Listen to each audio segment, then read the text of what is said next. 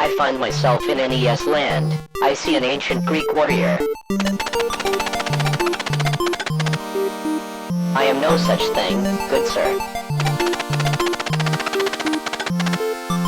Cool, what's in it for me?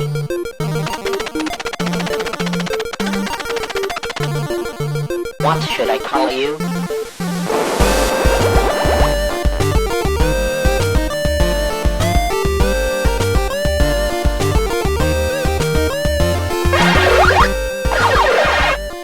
How can you not be curious about a cover like this? Turns out, it's a kick-ass game. Here's why. ASTYANAX is one of many side-scrolling action platformers, featuring a sword-wielding hero. This game is another entry from one of my favorite companies. As you'd expect, this game features a funky story that transports a young 90s kid into a magical world. You suddenly gain incredible muscles and huge weapons and magic.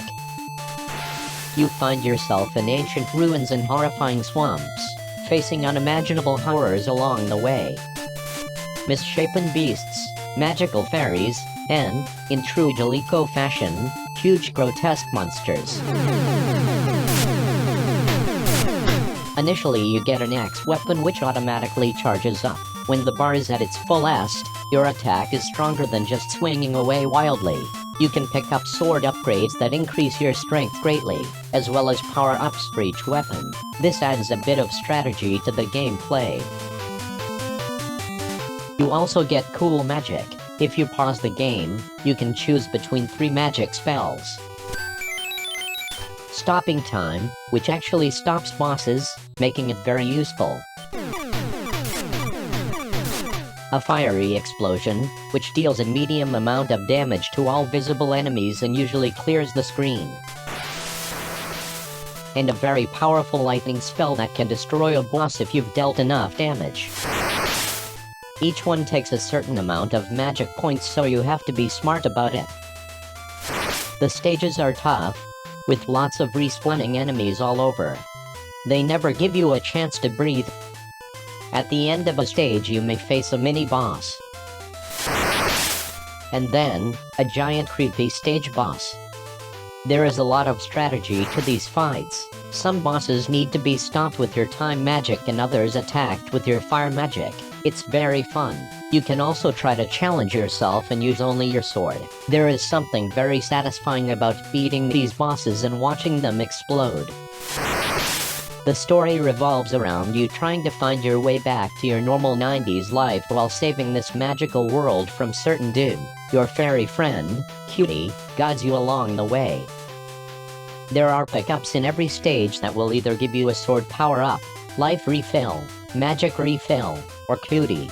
CUTIE gives you a choice. It's nice to see her show up in the actual game. The stages are very challenging. Plenty of bottomless pits, sneaky asshole enemies, skeletons, marktroids, even minotaurs. It's a satisfying challenge. The music is very memorable. It's unique. Some of the tracks are uplifting and adventurous. Others are depressing and instill dread. It can almost feel like a horror game at times. Scary stuff. So you make your way through the levels and advance the story. Eventually you reach one of the bad guys, Thorndog, where poor CUTIE will sacrifice herself. So you beat Thorndog's ass and reach the final boss. This weird multi-stage golden dragon thing. You have to wait for its chest thing to open and then attack.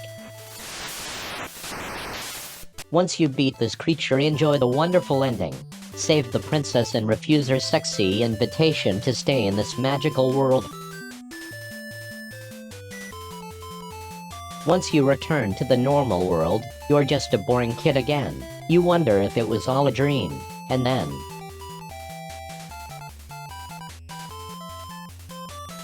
Ah, CUTIE.